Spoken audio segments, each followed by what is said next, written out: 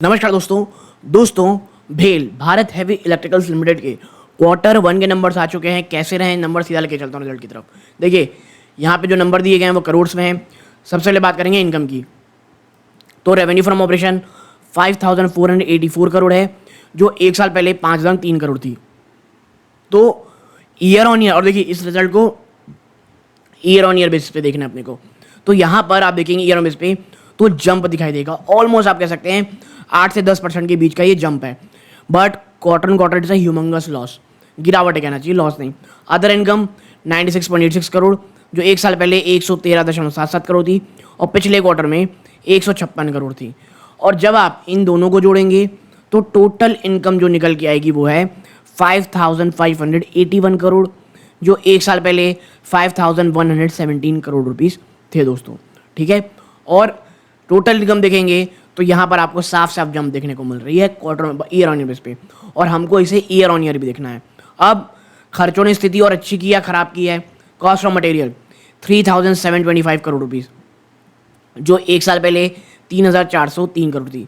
आपका धंधा बढ़ा है तो कॉस्ट ऑफ मटेरियल भी बढ़ेगा ही बढ़ेगा। इन्वेंट्रीज 152 करोड़ की निगेटिव है, जो एक साल पहले 144 करोड़ थी, यहाँ थोड़ा बढ़ा है। अब एम्प्लॉय बेनिफिट एक्सपेंस 1434 करोड़ है, जो एक साल पहले 1420 करोड़ थी। तो कोई बहुत ऐसी जंप नहीं होगी जो बहुत घबराहट पैदा कर दे। आपका फाइनेंस कॉस्ट 161 करोड़ है, जो एक साल पहले 167 करोड़ था, यहाँ पर कुछ पैसे बचे हुए हैं। अदर एक्सपेंसेस आपके 341 करोड़ आए हैं, जो एक साल पहले मात्र 213 करोड़ थे, यानी 120-25 करोड़ के आसपास का जंप। ओके, और जब आप टोटल एक्सपेंस देखते हैं 5874 करोड़, जो एक साल पहले मात्र 5409 करोड़ थे। और आपका प्रॉफिट जो है इस बार खत्म होकर के लॉस 293 करोड़ आ गया है, जो पिछले क्वार्टर में तो 622 करोड़ का प्रॉफिट था, पिछले साल 292 करोड़ का लॉस था।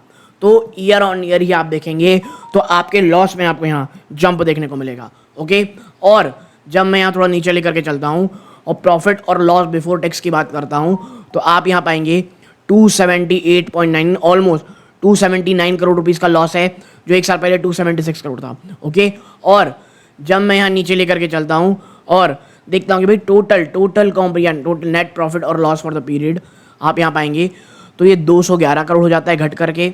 ओके, जो एक साल पहले 204 करोड़ था, क्योंकि आपको डिफर टैक्स का फ़ायदा मिला 70 करोड़ रुपए का।